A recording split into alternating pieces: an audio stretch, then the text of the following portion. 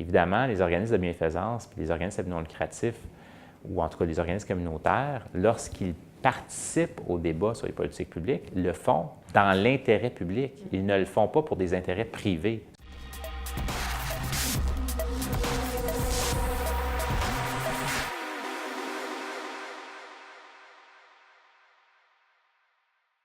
Mon nom est Sidney Ribault, je suis le directeur général du groupe Équiterre.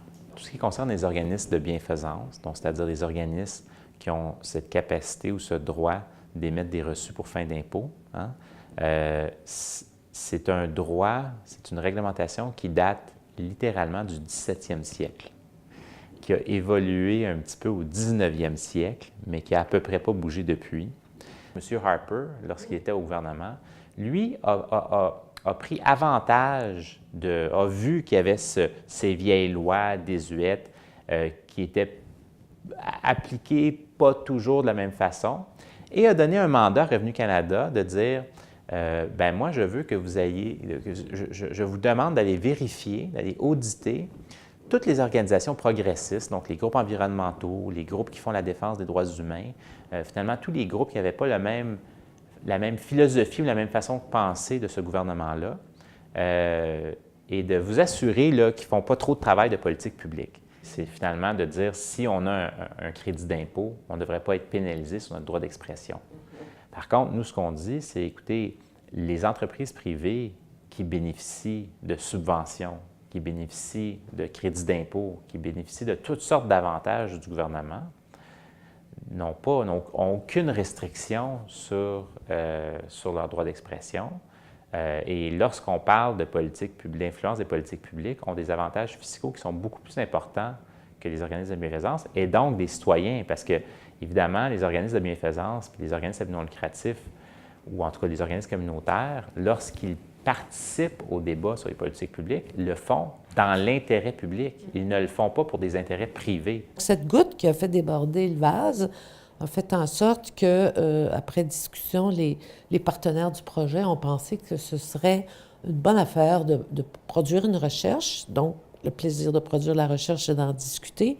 Les services aux collectivités de l'UQAM, la Ligue des droits et libertés et la table des regroupements provinciaux d'organismes communautaires et bénévoles ont produit récemment, il y a quelques mois, un rapport qui, au-delà de son titre, porte sur la liberté d'association du mouvement communautaire au Québec.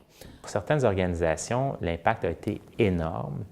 Et encore une fois, pour des plus petites organisations, ces nouvelles-là qui ont circulé ont envoyé un message aux organisations de dire on ne dit plus rien, on ne s'implique plus, on ne veut pas se faire attraper dans ce filet-là. Qu'est-ce que ça fait? Bien, ça vient étouffer le débat public, ça vient étouffer le droit d'expression. C'est carrément un enjeu de liberté d'expression dont on parle. Alors, ça, c'est le problème.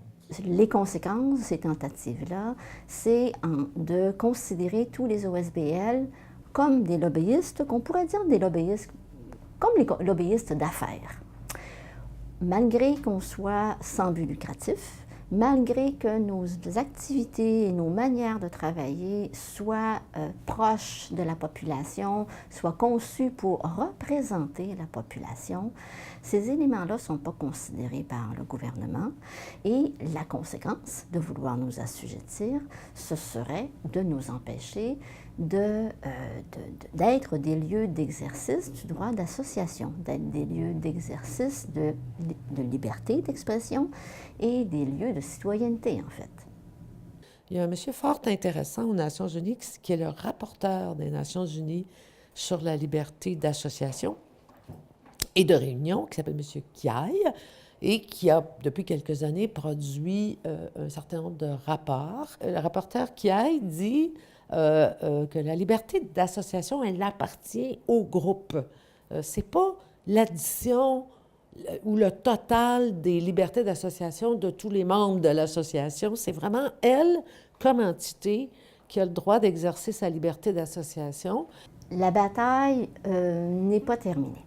Le projet de loi 56 est encore en suspens. On ne sait pas si le gouvernement va le réactiver ou s'il va en présenter un nouveau.